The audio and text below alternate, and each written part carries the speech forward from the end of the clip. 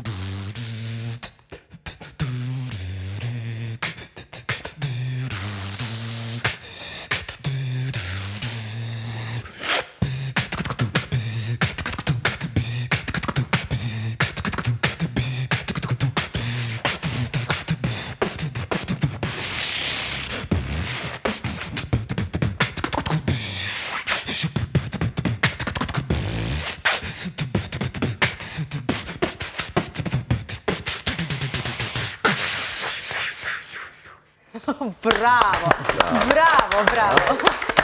Zato ste prejeli tudi na... Super praktično, ne? Mi imamo vedno probleme z bobni, ne? Kam jih naj damo. Ne?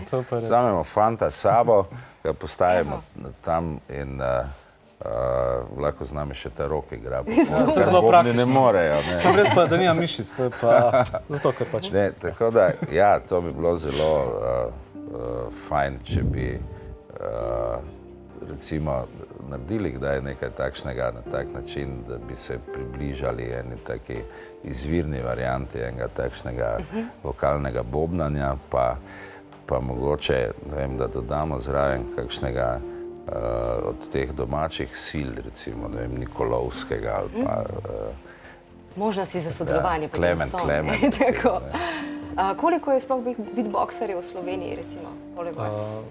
No, jaz mislim, da je Trkaj že načel to temo, da je v bistvu enega soimenjaka povabil za prejšnji album, se mi zdi.